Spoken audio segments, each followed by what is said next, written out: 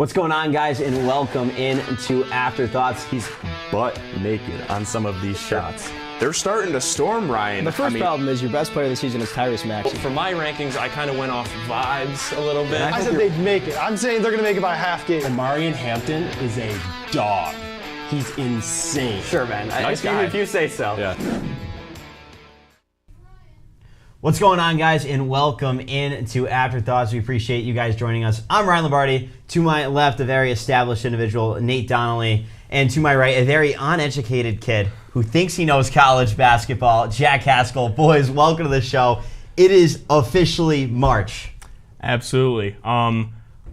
Time will tell to see if your introduction of me is accurate, but This is the time to tell. It absolutely is. But like you said, it's March. It's not just the month of Shamrock Shakes, but it's the month of college basketball. And boy, am I excited to watch some very good college hoops this month. It is the month of college hoops. Before March Madness, we got conference tournament week. We're going to dig into that a little bit as well as also get into individual player performances throughout the year that we liked. It's going to be a good one. It definitely is, but March is madness, and let's talk about it. The University of Delaware, the 12 seed in the CAA, is taking on UNC Wilmington for the championship tonight at 7 p.m. It's madness. They went 5-13 in conference play. They took down the favorite of the conference, Towson University.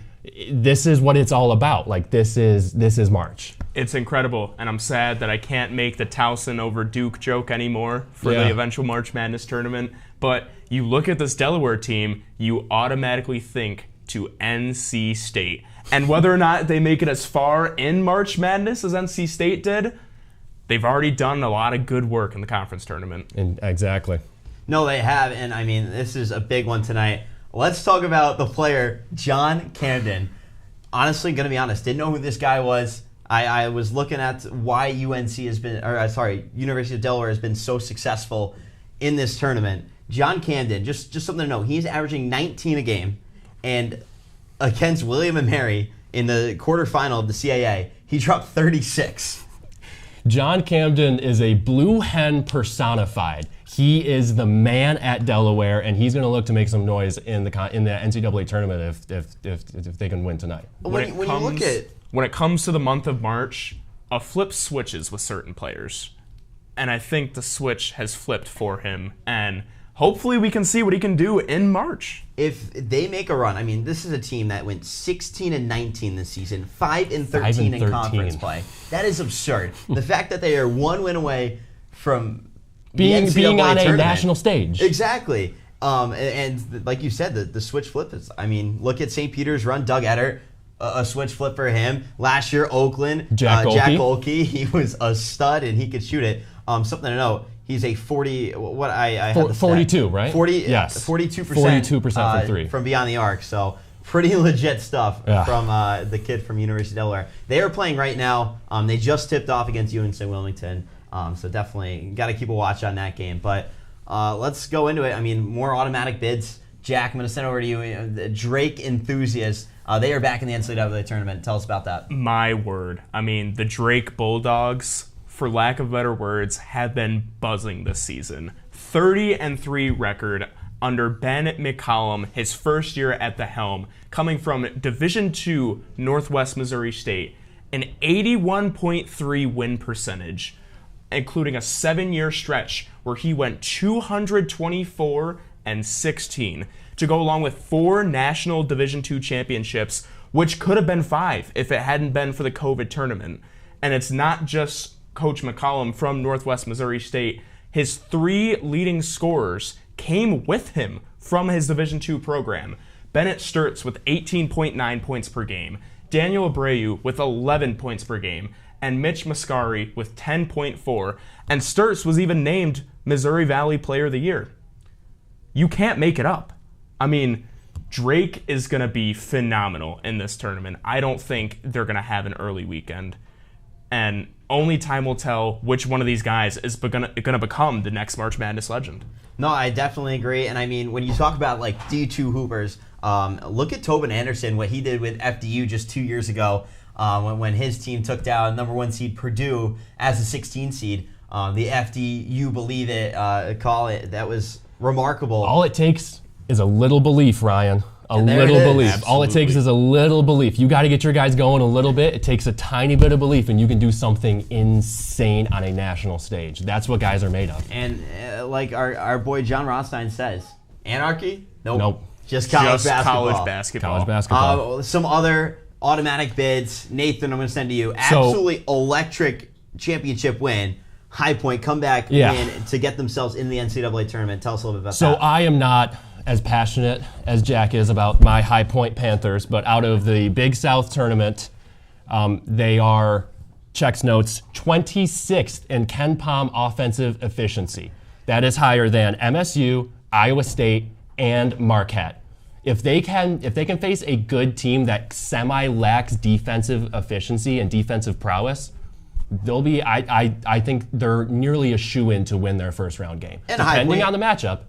Highpoint, a mid-major school out of the Big South. Big South, yes. Like they're not playing the best of best, but to have the 26th offensive efficiency. Yes. And we saw them get hot in that championship game. They were down a tremendous deficit, and they were able to get hot. They shot the ball well from three-point range. So if they can do that on the big stage, we know people start feeling something in these tournaments, and if they start getting hot from beyond the arc, it's hard to slow them down, especially on the national You stage. say the competition too. Ken Palm makes sure so that their stats are adjusted to the level of play of the opponent. So it's all an equal playing field. Yeah, Highpoint is 26th in the country over a lot of big semi-blue blood schools. It's absurd. So some teams getting their way into the tournament. Now let's talk about some teams that might be on the outs. We have some bubble teams that we want to talk about. First team, UNC, not having in the year they expected. They started the year ranked, and now they've fallen out of the top 25 rankings, and they might not get into the tournament. They might not get into the tournament. They have a schedule to play the winner of Notre Dame and Pitt. I think in order to make the tournament, you got to beat Duke. You have to beat the best of the best in your own conference. And I can't recall exactly, but I don't think they've been within 10 points of a game against Duke this year. But that's my formula. You have to at least beat Duke. They played Duke close on Saturday for the most part. For the Towards most the end part. of the game, it gets out of hand, and that was at Chapel Hill. So That was at home. Yeah, I really don't think UNC. I think there's a lot of bias behind them even being on the bubble. I don't think they belong in this tournament. And that brings me to my point. I don't think you can give UNC a bid to March Madness. Don't get me wrong. Incredible program, a blue blood, but 1-11 against quad 1 teams this season. I can't justify it. And whether or not the committee will end up justifying it or not, I don't think it would be the right choice. Even to put them in a first four out, I don't think that's the correct choice for the committee. There's a lot more schools with less chances in quad 1 games with more wins than them. I don't know better why. records. Yeah, I mean, look at VCU. I think they're 2-1. Yeah. I could be mistaken in their quad 1 games, and they're only getting in because they're projected to win the A10. They're not even being considered an at-large right now. So it's definitely, there's a lot of bias coming from the ACC, coming from one of those Power 5 conferences, and we see it happen time and time again. Absolutely. And VCU were at one point considered, at least in consideration, for an at-large bid. I but still they're think lost. they can get an at-large. Absolutely. Right now they're on the bubble, but they could still get the Their at-large. late season loss to Dayton definitely did not help things. They lost the outright Atlantic 10 championship title with that loss. But I mean, it may be Atlantic 10 school bias, but you've got to respect the VCU Rams. What they've done this season, I mean, Max Shulga just named Atlantic 10 Player of the Year, Zeb Jackson 6th Man of the Year. You can't count out the Rams in March. And I do hope they find a way to get into March Madness because they absolutely deserve to be there. And Max Shulga definitely has a sour taste in his mouth, losing to Duquesne in the A10 championship last year. They were one game away from the NCAA tournament, and he's definitely coming back for vengeance. We've seen that. I mean, there's a reason he was A10 Player of the Year. Absolutely. And he's been phenomenal all year long, and I hope he gets to play on the big stage this year. Yes, that formula for VCU for me to make the tournament, make the conference championship. That's all you have to do. You have to prove your dominance against your own conference up until the conference championship, and I think that seals them the at-large. which they may have difficulty making the conference championship, as should the St. Bonaventure Bonnies beat Duquesne. And even Duquesne, if Duquesne makes it, it'll be the St. Bonaventure Bonnies versus the VCU Rams Yeah. in the Atlantic 10 championship. And I mean, again, school biasy, but we'll see. St. Bonaventure's had VCU's number. They're 3-1 in their last 4 games against them. They went 1-1 this year with a big win in the Riley Center, and that was a game at VCU, one of the toughest arenas to play at, where the Bonnies led going into the half. Yeah. They played a very solid half in a game where there was no subs. We were injured, banged up. So the fact that St. Bonaventure played a very solid first 20 minutes against VCU is definitely something promising to look at if Bonaventure can get past Duquesne 11:30 on Thursday. And there's another team out of the Atlantic 10 that is on bubble watch in the Dayton Flyers. Such a joke. It's really going to come down to either Dayton or VCU for this potential at-large bid out of the Atlantic 10. Who it's going to be, we'll find out this weekend. But exactly. I really don't love Dayton being considered. When you look at their quad record, 3-3 in quad 1, 4-5 in quad 2. Yes, they have those wins, but they also have that loss to UMass on the road. That's a quad 3 loss. So I don't know if Dayton should really be considered for a bubble watch. I think VCU would get in at large over them. You can't discredit what they did in the non-conference season. However, in the conference season, there's some pretty bad losses sprinkled in there. I mean, they got the job done against UConn, arguably their biggest win. UConn, I think, was either 1 or 2 at the time. And then, obviously, now they have fallen out of the top 25, but I think UConn definitely a team to watch. I think we can all agree about that. I know we're going to talk about them later. Oh, we'll get to the UConn Huskies. There's been a big debate lately. But another team on the bubble, Indiana. Yeah, Indiana has been tricky because their resume is kind of shorthanded. They beat MSU at MSU, which is a massive win. MSU has been great this year, but their really only other win that stood out to me was versus Purdue. I just don't think they have a strong enough resume in order to go into their conference tournament, not win a game, and still be happy with what they've accomplished. In order, my formula, in order for them to make the tournament, they need to win their first round game against Oregon, who they've lost to already this year. That should seal them up for me. Absolutely. And something to look at, these Indiana players are playing the rest of the season for Mike Woodson, who, of course, it was announced that Indiana and Mike Woodson would be mutually parting ways after the season. Mike Woodson's been a very slippery slope as of late with Indiana. And whether or not some players feel strongly about him or not strongly about him, that's your head coach. And if you want to make a run knowing that your head coach isn't going to be there next season, you're going to do it for him. Now's the time. Now is the time. Now's the time. Yeah, definitely.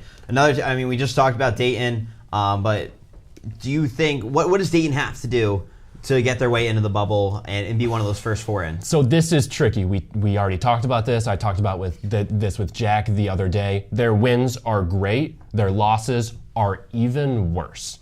So for me, in order for them to be even considered to be on the bubble, I think they have to make the conference championship and play VCU. Yeah, and if you get there and you're already there, just win the thing. Like that, just win the game and make it. Something but for I've me, noticed, in order to be on the bubble, you have to make it to the championship. Do you think they would get essentially a home game in one of those last 4 in scenarios in a playing game? That's tricky. Because it is really, the first 4 is happening in Dayton. It's happening in Dayton. Does That'd that be electric. count as a home game, though?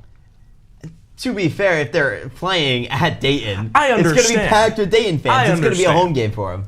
But I Depends on when the mean, tickets you sell look out. at Dayton, they really don't have one significant number 1 option. I mean, you've got Nate Santos, you've got Enoch Cheeks, but none of those guys are really true number 1 guys. So one of them's going to have to step up, and maybe it's even not one of the two. But I definitely agree with Nathan. They have to make the conference tournament. And if you make the conference tournament, just win the thing at that point. For me, unless they make the conference tournament, I don't even consider them to be on the bubble. You can't even put them into I don't even consider them to remotely be on the consideration bubble. if they don't make the conference tournament. I agree. And I mean, in one of the top, I would say one of the most competitive years for the Atlantic 10. I mean, when you look through that 5 through 11 seeds, it's all decided by 1 or 2 games at most. So very competitive A10, and they didn't come out on top. So definitely something to note there. Now, Nate, I'm going to pass it to you. Your big team, Arkansas, also on the bubble. Yeah. What do you got on them? Arkansas, we all know they're in the SEC. The SEC this year, we'll get to this later, is, I think, the best conference of all time. It's absolutely loaded. It's absurd. They already have an amazing resume. They've beaten Kentucky at home. They have wins at home against Missouri, Mississippi State, Michigan. If Arkansas makes the tournament, all of those teams I just said will be teams seeded higher than them, better than them. So for me, in order to make the tournament, they need to win their first round game against South Carolina, which they have lost to this year. South Carolina is not a good basketball team. But South Carolina has beaten Arkansas this year. Arkansas's got to get their lick back. And then the second game, Ole Miss, which again, it's the SEC. Every team is Everyone's good. competitive in the Every SEC. team is good. Hey, It's you know what? absolutely insane. Oakland season just ended last night, so I think John Calipari may be safe this year. The demons are gone. That's really it about Arkansas. But if anybody can do it, like we said, it's Coach Cal. It really This guy's is. got the magic. All right, so we got teams on the bubble. Now, last year, one of the craziest, we had 5 bid steals last year. It sunk the seasons for a couple teams like Indiana State, Seton Hall, St. John's. Who could we see maybe potentially steal a bid out of maybe the Power 5 conferences this year? Yeah, I mean, like we had mentioned, Dayton's definitely one. I mean, VCU, I think, could get an at-large regardless of if they win the conference tournament or not. I think Dayton's really the only bid steal out of the A-10 besides someone who may win the conference tournament. I mean, obviously, please be the Bonnies. But Please. I think Dayton's got the best shot out of the Atlantic 10. So would Dayton be a bid steal, and are you saying VCU is going to get an at-large? Yeah, If they meet in the conference championship, I think that's If a they viable meet in the VCU get conference an at-large. championship and VCU wins, VCU gets the automatic, or Dayton gets the or no. If Dayton Dayton wins, gets the automatic, yeah. Backtrack on For that. sure. Yes. For me, this is kind of like, this might be clip farming, when to be completely honest. You're going to take Rutgers. Give me Rutgers. No. Out of the Big Ten. No. Dude, hear me out. The Big Ten is probably, out of the Power 5 conferences, the Big Ten might be the weakest. And I think there are a lot of fraudulent teams in the Big Ten. Obviously, Michigan State, they're always going to be at Tom Great. Izzo, a Yes. great coach, always going to be it. But like the Michigan Wolverines, they have some pretty bad losses. I don't see them really going deep. I think Wisconsin's in that conversation. Don't really see them going deep. But Rutgers have 2 of the most talented freshmen in the country, in Dylan Harper and Ace Bailey. And that's the only 2 players they have and on that's that team. fine. And that is fine. It is March. If they get hot, That's they get not hot. March. That is not March. They are under 500. I can't remember the last time this season they've been above 500. But you have 2 top picks in the NBA draft. A basketball team is not comprised of 2 players, 2 And 2 freshmen players who have no postseason experience whatsoever. So let them get hot. No, They have no, to win 5 games no. in 5 days. It's doable. This is clip farming. This is blasphemous. Rutgers is not making the March Madness 5 tournament. games in 5 wins in 5 days. No, It's done. No, It's done. Absolutely not. They're gonna go farther. You watch. You know They're what? gonna go far. I hope you prove me wrong. I hope to God you prove me All right, wrong. we're gonna shut them down. Your pick for The 5 games in 5 days is absurd. Like that is It's just not Why realistic. not? That is It's not unheard of. NC State stuff. did it last year. NC State had more than 2 players on their team. NC State had DJ Burns. NC all State they did have needed. DJ Burns. No, they had DJ Horn and That's all Muhammad they Diarra. needed. DJ Burns was the life and soul of that team. He you cannot strip that away from me. 1,000%. So why can't Ace Bailey and Dylan Harper be the heart and soul of Rutgers and make a run? They- Why can't they it's- inspire everybody? No. All right. Anyways, Nate, your So pick. we're going to move on. There's a team that wears green. Their mascot's the Bears. They have a senior transfer guard from Duke and a lottery pick freshman that's going to go top 5. It's Baylor. They have Jeremy Roach and VJ Edgecombe, and I think they're really talented. And I count them because technically they're on the bubble right now, but I don't think they would get in unless they win the conference championship. Okay, that's valid. Yeah. I can't even argue with that. I mean, Jeremy Roach has that postseason experience, and it has been an off season for him since transferring to the Bears, but Turn it on. it's March. I cannot stress enough, anything can happen in March. Flip we it. saw it last year. Yep. I love it. I like All that. right, moving on. So maybe not really, not so much bid stealers anymore, but teams that are definitely going to get in and what their run could look like. I don't want to dig too much into it, but the UConn Huskies, I know you have very high doubts on them. I'm not sure your take, but I think UConn might be one of the favorites to win it all again. Let me put it this way. I don't have high doubts on them as much as I just think they're on fraud watch. Because, I mean, they've had wins, don't get me wrong, but their losses have been bad. You lose 3 games in the Maui tournament, place 8th. To Dayton by 20. To Dayton by 20. To an Atlantic 10. That was a bad like to stretch, a team though. in the mighty Atlantic 10 conference by 20. Look how they turned it around after. But they're not even ranked still. They They haven't even re-entered the AP If poll. they get an 8 or 9 seed, they're going to win that first game. There's no doubt. When they have to take on one of the top seeds, whether it's Auburn, Alabama, Florida, Tennessee, I do not want to be one of those number 1 seeds having to play Dan Hurley and the UConn Huskies in the second round of the NCAA. They are not beating any of those teams. I think they could beat all 4 of them. Teams do not have that bad of stretches as they had. It was bad. Like, they lost to Dayton. Okay, by 20. Every single They one lost of to those. Seton Hall. Every single one And of those Seton Hall is teams a that you bottom just tier listed team. are in Final Four watch. They are not. None of them are losing to the UConn Huskies. I think they could. I mean, it could change. I mean, UConn could get a higher seed than 8 or 9, but I'm telling you, I don't want to see UConn in this tournament.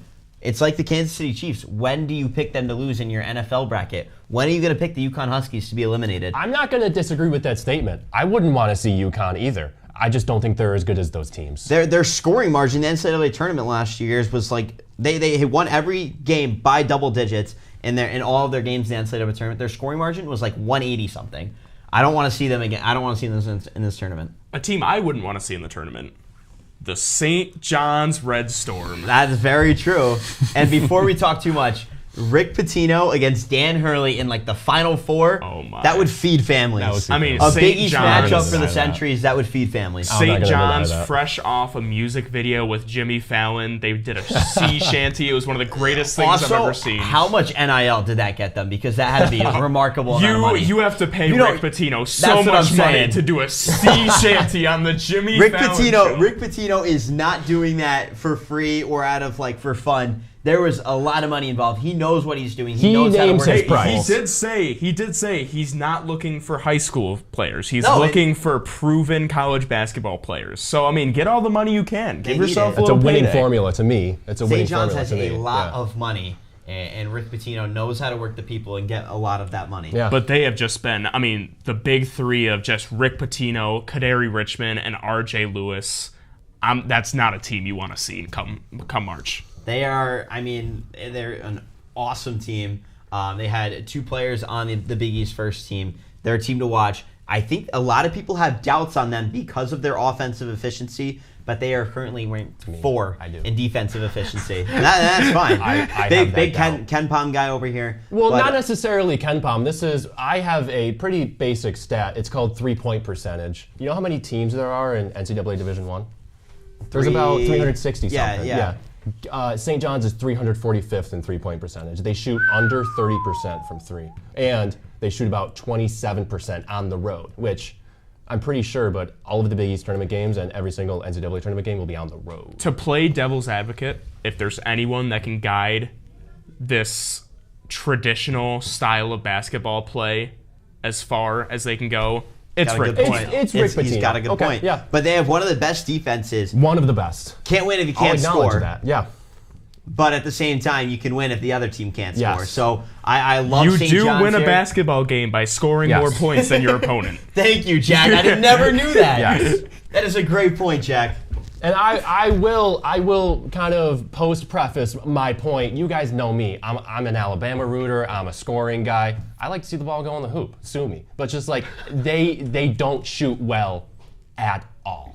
No, And that's my one glaring flaw, especially Definitely. in this new age of basketball. Definitely agree.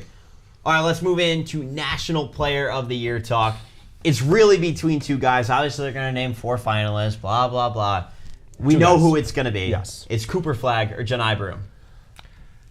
I've got to take Janai Broom. I mean, no discredit to what Cooper Flagg has done this season. At 18 years old, he's probably the best 18-year-old basketball player that has ever touched a basketball. Close. I mean- if it's not true, it's close.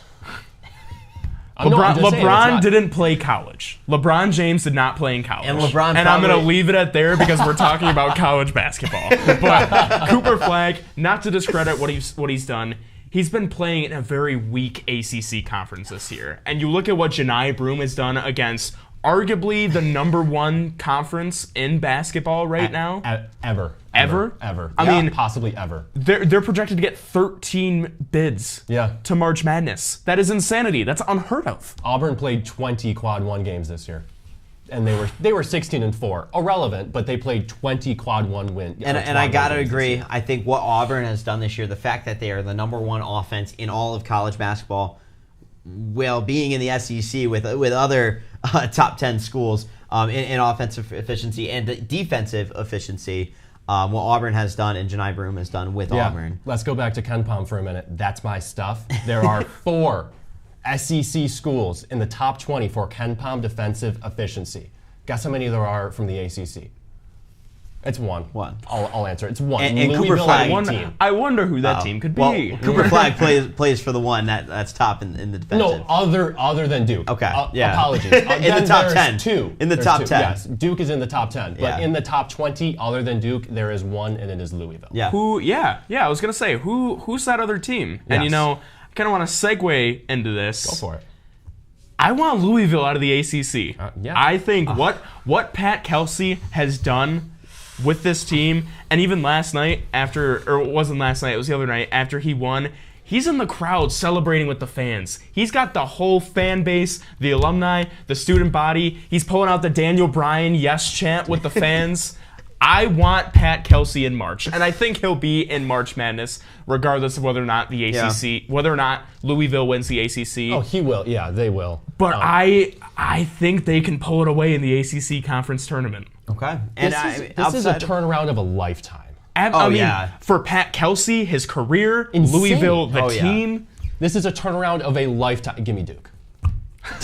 They're like the second best team in the country. They're second and fourth offensive, defensive, KenPom efficiency. That's my stuff. Like, give me. They're absolutely absurd. Give me Duke. It takes one game and one person One be game, off one their person. game. But I will say, though, a lot of the times you don't see these #1 seeds win their conference A tournament. lot of the time. And it's very rare, outside of last year when we saw UConn do both, that you win your conference tournament and win the NCAA tournament. So that is something to note. It hasn't happened in quite some time. Obviously, UConn did it last year, but outside of that, has not happened. So I really like Duke here. I think another team you can talk about is Clemson. That's another team to talk about. Clemson has been very efficient this year. It's really about the big 3. Like, It's only between those 3. Could you see Clemson going far? Far in the ACC tournament or far in the NCAA tournament? In the NCAA. I mean... It's all matchup dependent. Yeah, It really is. It really is. I really matchup don't dependent. know. I mean... Would you take them to the Final Four? No, Okay. absolutely No, not. I wouldn't either. Absolutely not. Speaking of Final Four, I know we only have like 2 minutes left. Jack and I did some pre-tournament Final Four picks. Could we get into those if that's okay? Yeah, let's do it. So we all know, I talked about Alabama before. Give me Alabama. I also like Texas Tech, if you watch the previous episode. And Auburn is the best team in the country. That is my 3rd pick. And then the 4th, I went a little old school, kinda, maybe not. I like the Michigan Wolverines. You kind of said they were frauds I think earlier. they're fraud watch. No. It's really dependent on the matchups. I tried to choose from the projections of each of the 4 regions, one from Okay. each region. And That's fair. I liked Michigan the most from the top right region. I don't remember what direction it was. It was the top right. It was the top right region. I like Michigan the most out of that. Okay. I'm not sold on Michigan. Yeah, it's I can't say I am it's either. a tricky Yeah. pick. All right, Jack, you. So I also chose Alabama and Auburn. Yes. Yeah. I feel they're inevitable. You have to include 2 SEC teams at least. No Duke in your Final Four, which I can somewhat understand. They're not a Final Four team historically, but I think they can make it to the Final Four this year. And lastly, I know, Ryan, you'll be very happy about this pick. The St. John's Red Storm. The Johnnies. Love it. The Johnnies. The Johnnies. Yeah, so I think that's a great Final Four. St. John's can't shoot, but I think that's an awesome Final Four. Yeah. I really do. All right, so I don't know how it's going to all pan out, but give me Auburn, give me Alabama. Yep. Give me the St. John's Red Storm. What's the 4th? And give me the UConn Huskies. No! Your national champions, Dan Hurley, the best effing coach in the country. Give me UConn. You know All right, what? guys, more to come here on Afterthoughts. Ryan Adio, Noah Randall join the show to talk some NFL free agency news. But now we're going to take a special look. We're sent down to Austin Townley to hear about his work with the St. Baldrick's Foundation. I gotta tell y'all why March is the best month of the year, and it's not even close. Yeah, you got March Madness, you got NFL free agency, but also you got this. St. Baldrick's. Now, I've been doing St. Baldrick's for 13 years. For those of you who don't know what this is, St. Baldrick's is a charity foundation for childhood cancer.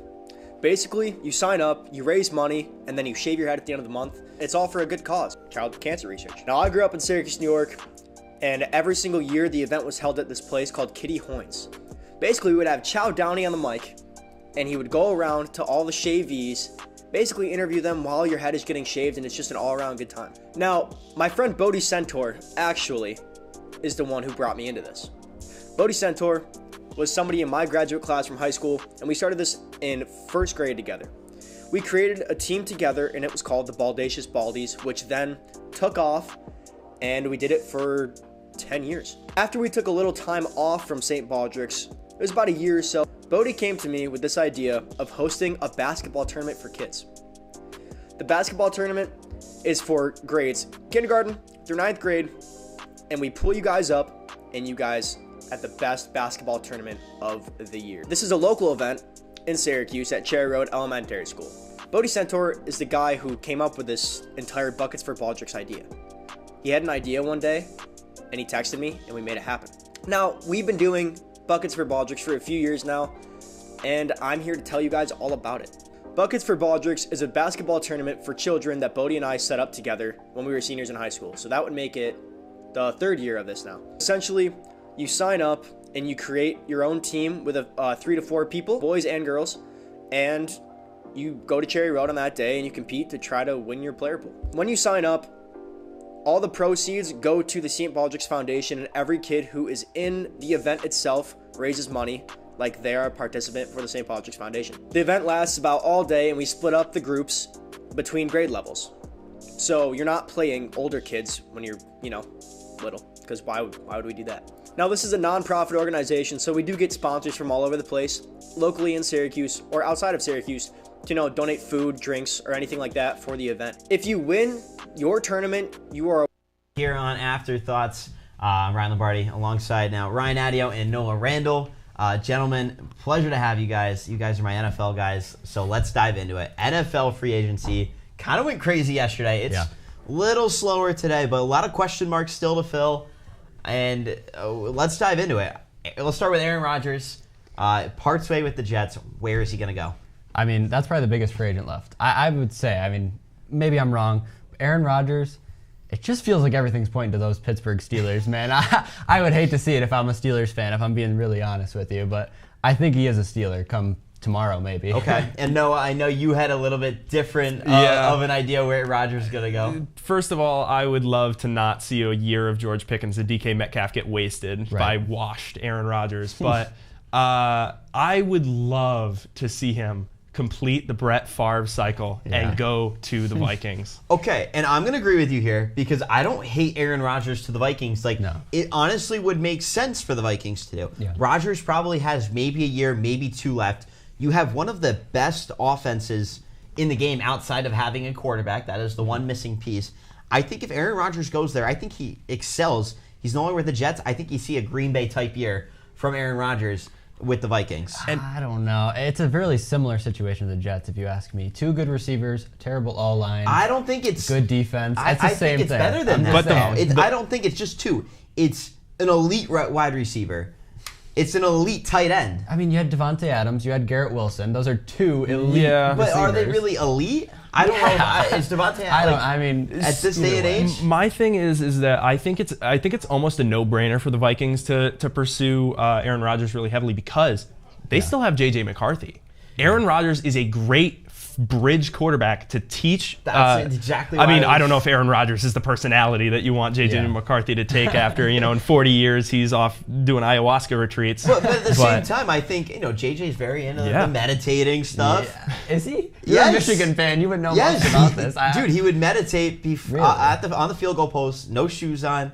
I had no before idea every about game. this. That was his So big thing. maybe they'll be best buds. Yeah, maybe they're going to be like this. That's what I'm saying. They're both a little funky in that and way. you're I already think it'd be perfect. You've kind of already gone a little off the rails with J.J. McCarthy with the injury that he sustained. So now you kind of bring in a great, historically great quarterback to lead your team for the next year. Have J.J. McCarthy learn, and then J.J. McCarthy can step into that role. Yeah, I would say I don't think J.J. McCarthy is ready just to take over coming off injury. I think he needs a little bit more time, and I think if they can slow his transition down by putting in a veteran quarterback like Aaron Rodgers, because I don't think there's any other quarterback left in the market unless the only one, reunion, Kirk Cousins back to the Vikings. That's the only one I could see. I was talking Russell Wilson. But I think he's going to go back to the Steelers, is what my pick is. But I think you need a veteran quarterback to kind of bridge J.J. McCarthy just one more season. We have seen historically when rookie quarterbacks sit behind a veteran quarterback, they become better. Look at Pat Mahomes. He sat behind Alex Smith for a year. Quarterback, pretty much. Exactly. Tom Brady, Patrick Mahomes. Can we say Michael Penix? Maybe. I mean, he sat him out. Yeah. I mean, there's more. You can name quite a few more. It's more common for quarterbacks to be successful when they have a year instead of than quarterbacks who are just thrown in. Jordan Love behind Aaron Rodgers. Lamar Jackson behind Joe Flacco. Josh Allen. Josh Allen for a certain There is a bunch of examples. You get Brock Purdy sat for a little bit of time behind Jimmy G and got really lucky. Yeah, but I mean, even Tom Brady. Yeah, that's what he said. We said Tom Brady, but so I think the Vikings would really benefit from that if they did so. Yeah, and I mean, Steelers team, I don't know. I like Rodgers to the Steelers, but it's only because I think about the deep threat that you would have with DK Metcalf and George Pickens, right? Think about who one of the best deep ball throwers in the league is, like at least a few years ago. Historically, one of the best, quarterbacks who throws it deep. Yeah, I do like that point, but at the same time, I'd love to see Russell Wilson, DK Metcalf reunion. Yeah. I'm not against either way. I am. I don't think the Steelers. I think the Steelers get better if Russell Wilson is still their quarterback this year. I agree. I'd agree with you on that one. Yeah. And you talk about you looked at him on Denver first year. He was pretty bad. Denver second year, he was actually pretty good. Yeah. I mean, not vintage Russell Wilson, but he was starting to look good. And I think if you give him that 1 year learning gap, he might end up being better. Yeah, I would agree with you on that one. I think, though, I would feel if the Steelers end up going the Aaron Rodgers route, I would feel very bad for Mike Tomlin because he has to deal with Aaron Rodgers, DK Metcalf, and George Pickens in the same line. He might get fired. Yeah, I could see that not going well. So I could see the Steelers kind of steering away and just having Russell Wilson. All right, another free agent. We talked DK Metcalf, obviously the Steelers. Sam Darnold to the Seattle Seahawks. Now, what are the Seahawks doing? That's a really good question. Great question. You get rid of DK Metcalf and then bring in a quarterback who I would say is mid. You bring in a mid quarterback at Sam Darnold. I know you're a big Sam Howell fan. Yes. So they probably could have just stuck with Sam Howell if this was a tanking. If Sam Howell has no fans, I am dead. But the thing is that I agree because there's no this is going to be unless the Seahawks plan on drafting like amazing wide receivers and I don't know what they're going to do. Unless that is happening, this is going to be like kind of a tank year for them. Yeah. Sam Darnold also doesn't move the needle for me in the playoffs. You saw how much he crumbled the last few weeks of the season and playoffs. Do you think Sam Darnold can replicate what he did his career, his best career year last year with the Vikings? Can he replicate that with the Seahawks?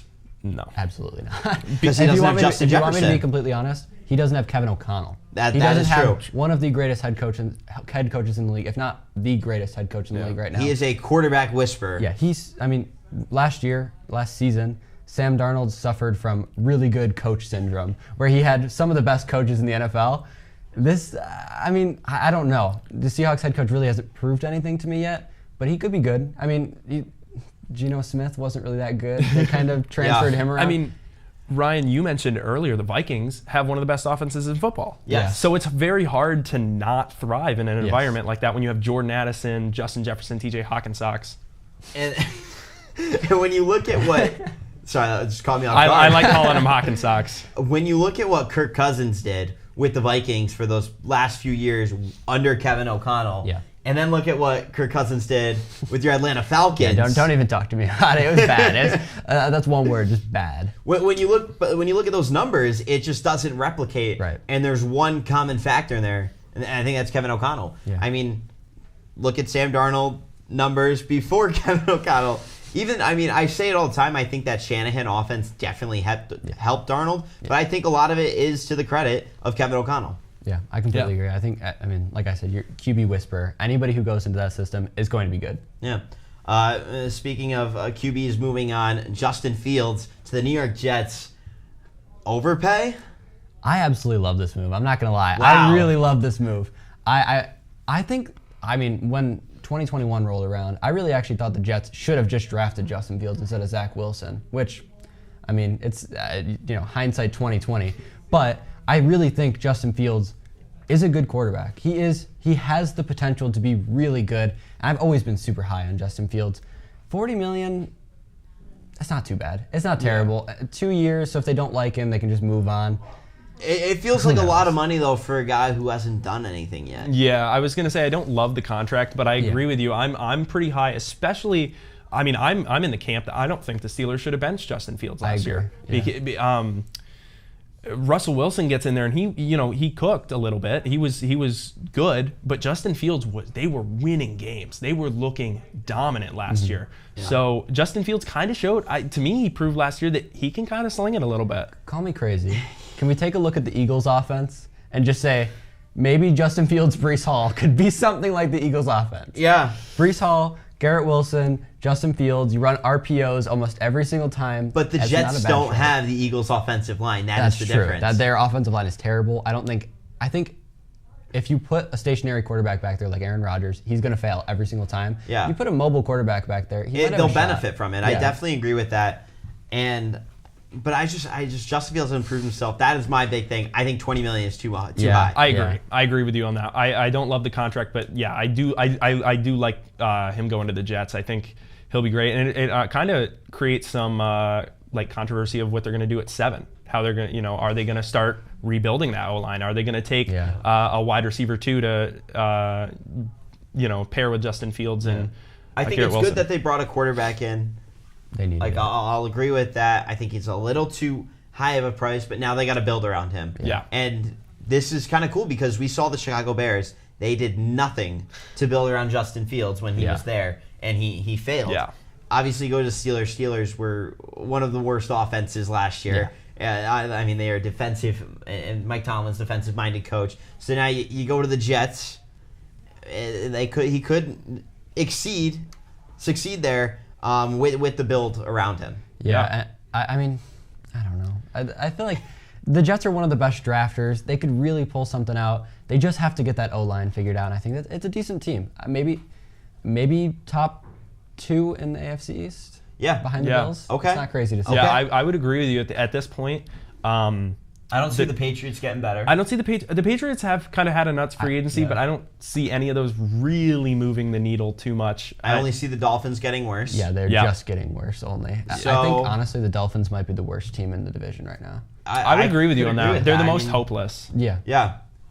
Speaking of teams that are just not getting better, the Dallas Cowboys were yet to make a move. I remember I texted our group chat. I go, what are the Cowboys doing? We're still sleeping. I was like, we're on our vacation in Cancun still. And then right as I said that, we got some news. No, I'll pass it to you. Okay, so yeah, Javonte Williams to the Cowboys. I have it as my biggest, kind of sneaky good signing. Oh my God. Of the one year, I don't mind it. $3 million. That's not a lot. That's not a lot. I mean, it's a lot, but it's not a lot in the grand scheme of things. No, it's a very low risk signing, Yeah. and it has such a high ceiling. If I saw Javonte Williams pop off for a couple weeks in fantasy last year. And I was like, I need to keep an eye out for this guy. And then he just kept being like consistently decent, consistently good. Again, I think it's a completely like there's a big chance it doesn't work out, kind of Avengers Infinity War. There's 14 million timelines where it doesn't work out, and this is the one timeline it does. There's really no risk in that signing. Yeah. But what I'm more upset about is the Cowboys failing to even just make a move. They're really, they're just sleeping. When there are so many holes that the Cowboys need to fill. Yeah. If I listed every concern I had with the Cowboys, we'd exceed the timeline of this show.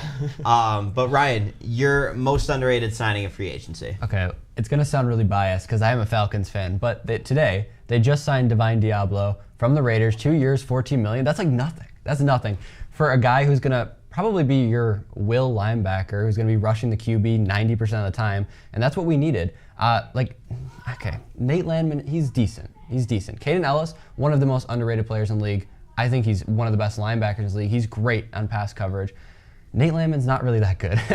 So signing Divine Diablo, fill that kind of role, I think it's decent. I think it's a good pickup. It might be underrated. He was on the Raiders. Nobody was looking at him. And even if even if he's paired in a 4-3 and they just use him as the third linebacker, that works for me too. Yeah. I'm okay with that. Yeah. I mean, you and I were talking about it a little bit ago, just how that is a really good signing. Yeah. Divine Diablo is a player that flies under a lot of people's radars, especially because he was on the Raiders. Yeah. So now that he's on the Falcons, and now that he's on the Falcons, they, as you said, they're gonna find ways to use him, and I think he'll be great. You can never have enough linebackers, I think, in my opinion. But I would like to see what formations we come up to use him.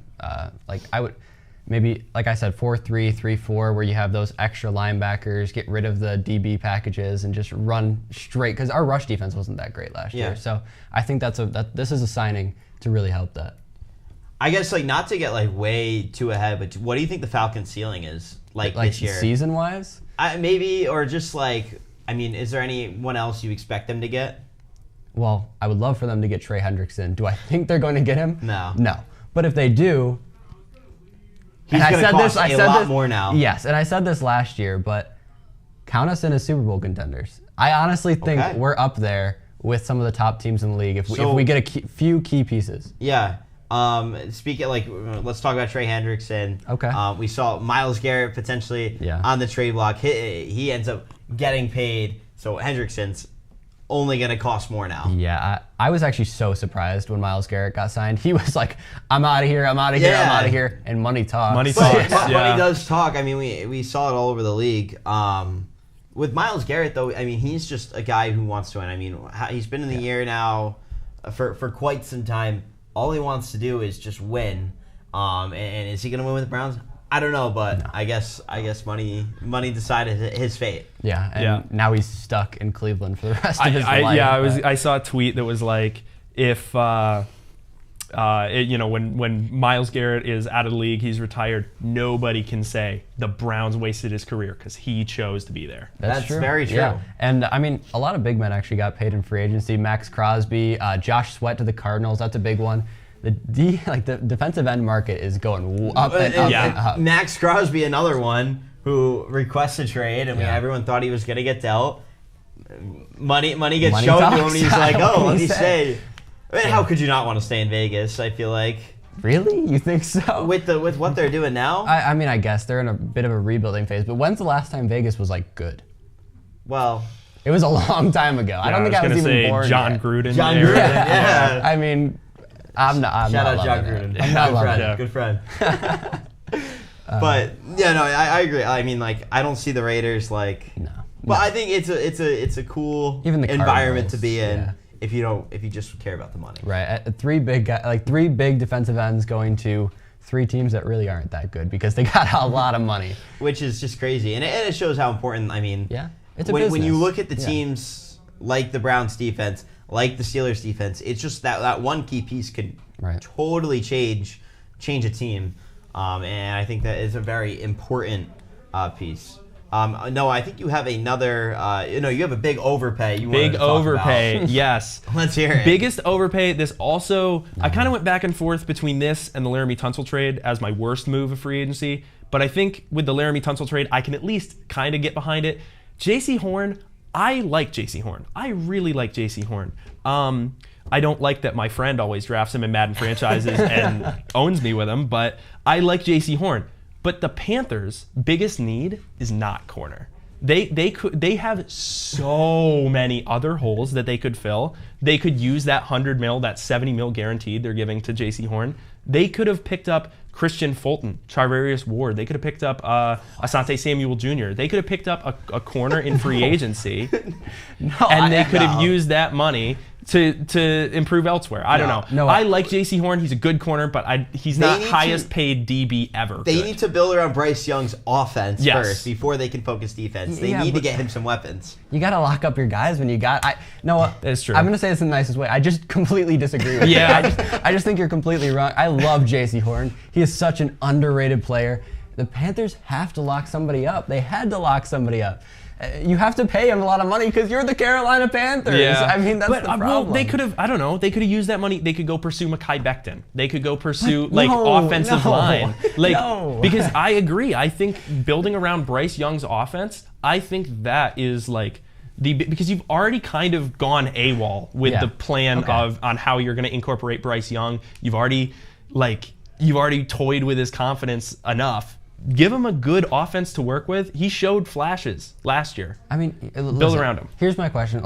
The Panthers, for the last, 3 years, have only drafted offense because they want to do what you're saying. They want to build around Bryce Young, and then at some point they're like, oh yeah, we have a defense now. So they have to sign guys. J.C. Horn is such a staple on a defense. When you have a guy that can shut down a wide receiver one, that's something you can't replicate anywhere else. That is such an important part of a team, and I think this is an awesome move for them. I think they have enough money to spend where they can just say, listen, here's a blank check. Tell me how much you want. We're willing to make you the highest paid corner in the league, and I think he's worth it. I think he's worth every ounce of that $100 million if he makes it all. All right, a few more free agents on the market, and some potentially hitting the market tomorrow. Cooper Kupp obviously is going to be traded, and if they can't reach a deal for him, he's going to be released. Yeah. Where do you think Cooper Kupp could end up? It's a great question. Does he stay in Los Angeles? Does he just re-sign for less? Does he? Does he go to the Chargers? I was going to say I like the Chargers. He's not staying on the Rams, but he wouldn't have to move out. The Panthers, maybe. Chargers. Yeah, I like the Panthers. I mean, the Bills are in there for a wide receiver, I would say. Even the Chiefs, I think, are up there. I hope maybe. not. With the Chargers, where could you see him fitting in? Because you look at the Harbaugh offense; it's not very wide receiver focused. So where could you see him falling in? Because that's a very good defensive team with a solid run game. I really like how Cooper Kupp plays out of the slot, but I would really like to see Ladd McConkey go in the slot. Yeah. So they're kind of the same player. Yeah. Cooper Kupp is just Ladd McConkey, but 10 years in the future. Which do you think age is caught up to Cooper Kupp? 100%. Yeah. So you saw his year last year. He got hurt. You don't know how he's going to come back, but I think he's still a valuable player. And look at Adam Thielen. Everyone was like, oh, he's washed, and now he's the best player on the Panthers offense. It could go either way. I would like to see him play that X, maybe if you're running an RPO with Bryce Young and he's that slant guy, is going to catch the ball and be open on that slant. I think that's where he could fit, I guess. Actually, as you were saying that, a team popped into my head that I think I would like to see, even though as a Bills fan, I would like to see Cooper Kupp go here. I'd like to see him go to the Patriots. I think pairing him up with Drake May and giving him, like you said, an Adam Thielen-esque type receiver where he's just reliable. He's just reliable. He catches pretty much everything. There are a lot of concerns about Cooper Kupp's health and just age. The Super Bowl MVP season it doesn't feel like it. That was 4 years ago. That's crazy. Insane, yeah. Yeah. So, but I think the Patriots should be making it's better than re-signing Austin Hooper. So yeah, I would say that. But Cooper Kupp paired with Mac Hollins, that's a dynamic duo, if you ask me. I'm just saying. I would agree with that. All right, give me your best free agent that is still on the market and has not been signed. I hate to say it, but it is Stephon Diggs, in my opinion. he's not too old yet. He's coming off an injury, but Still That's why available. I just don't agree with you. Still available. Who else is left? That's true. Yeah, I mean, I'm thinking, hey, Stephon Diggs, free agent. Some team would be very lucky to have him. He played very well on the Texans when he did play. I think he's not completely washed yet, but he's up there in age, and I still think he could be really valuable to a team and be a mentor. Yeah, Yeah, he was like kind of unlocking himself as a nice option in the slot for the Texans before he got injured. So yeah, it was a little disappointing to see him get injured. I'm not gonna lie, because I feel like he could have really proved himself and gotten a mega contract this offseason. For sure. For me, I have two, but one I'm gonna save for what I want the Bills to do. So my biggest free agent is Mekhi Becton. I think Mekhi Becton is an absolute run blocking machine. He's 26 years old. He's huge. Yeah. I think that is one of the, if you are in need of an O-line, Panthers should be looking at him. Bears should be looking at him. I mean, I know the Bears have rebuilt their O-line, but still, like... Jets, back to the Jets. Yeah, back to the Jets. Like, honestly, like... there's a lot of places Mekhi Becton could fit in well. Yeah. So I think he's the best one, in my opinion. I'm not loving it. I won't lie. I think Stephon Diggs is more valuable than Mekhi Becton. He's big, but you will never find a better team for him than the Philadelphia Eagles. I think he fits in perfect there. The Eagles have proven time and time again that their O-line is just always going to be good, no matter who they put in there. I think they could put Evan Neal at left tackle, and he would still be good there. Probably. But if he goes anywhere else besides the Eagles, I don't think he's going to be as good. That's just my opinion. I can see that. All right, as we start to wrap up here, give me what team you think has had the best free agency thus far. The Chicago Bears have been really sneaky with their pick. Okay. That offensive line was terrible last year. Caleb Williams was the most sacked quarterback in the league. So what did they do? All right, so they traded for Jonah Jackson, Rams, 6th round pick to them. Joe Tooney, 4th round pick to the Chiefs. They go and get Drew Dahlman from the Falcons. That's 3 really great pieces, great anchors for your offensive line. Caleb Williams is going to be safe back there. If he's got a year to prove anything, it's going to be right now, next season here. And they said, okay, well, our defensive line is bad too. Go and get Grady Jarrett. You go and get Dio Odeyingbo. You buffed where you were bad, and you're going to say, okay, let's leave the rest up to the draft. I think it's a really good free agency from them. I would totally agree with you on that one. I have a different team I picked out, but the Bears have been they're doing what they didn't do for Justin Fields. So they're having a great offseason. They're killing it out there. For me, I picked a team that is more kind of quality over quantity. They haven't done much, but the moves that they have made have been big. I got the Denver Broncos, or I guess the Denver 49ers. They signed former 49ers Talanoa Hufanga and Dre Greenlaw. Dre Greenlaw, I mean, he could have, the 49ers 2 years ago, they may win the Super Bowl if he doesn't tear his Achilles coming off on the field. He is, he's getting up there in age, obviously, but he is still a great linebacker. And Talanoa Hufanga, he's young, he's a great safety. I love what the Broncos have been doing so far. Pair him in the secondary with PS2, it's nasty. That starts getting bad. It's a great defense over there in Denver. Yeah, I agree. They're building something there, and I love it. All right, transitioning a little bit to the draft, NFL Combine is pretty much wrapped up, and the Tennessee Titans have the first overall pick. There has been so many murmurings. They're either taking a quarterback, they're trading down. What do you guys see the Tennessee Titans doing? Go ahead. You start. I got to think. Honestly, I was going to say the same thing because I got to think too. It's like, because there's so many things they could do. They could draft Abdul Carter, and have a nuts edge rusher. They could draft, hopefully not Shadur Sanders. They could draft a quarterback, and you go get Cam Ward. It's not a bad pick. I don't think. To me, I think they trade down. I was going to say I think they trade down. I think that's the right move. I think the Giants trade up. The Giants might trade up. Yeah. The Giants are dumb enough to trade up and take Shadur or something. So yeah, that would make sense. I think you trade down because I really don't think this quarterback class is that strong. No, absolutely. This is the worst year to need a quarterback. You suffer another year with Will Levis. Yep. And you trade down. You get your picks. Maybe you get a first-round pick for next year. Yeah. And I mean. And then you can build there because maybe there's a better quarterback. Right. Arch Manning. Yeah. And. Let's say that you do get the Giants' first round pick. It's going to be pretty high up there. Exactly. Let's be honest here. Yeah. Exactly. So yeah, I think that's what the Titans should do. I think they should trade down, and then obviously, you think if the Giants trade up, which quarterback do you think they'll draft? I don't think they're going to take Cam Ward. I know that's the right pick, but I do think they're going to take Shedeur just because it's the New York Giants. I don't know. But if we're talking first overall pick, I think it is Abdul Carter. I want it to be Abdul Carter, at least for the Titans. Okay. I don't know if I love Giants trading up to take the thing, but I do like at some point in the draft, I would love to see the Giants take Jackson Dart. Okay. Kind of resurrect Ole Miss Eli Manning type. I just don't think they're smart enough to do that, personally. Yeah, probably not. All right, well, that is going to do it this week for Afterthoughts. For Ryan Lombardi, Noah Randall, Ryan Adio, and all the cast and crew, we appreciate you guys tuning in. We'll see you guys next week right here on Afterthought Sports.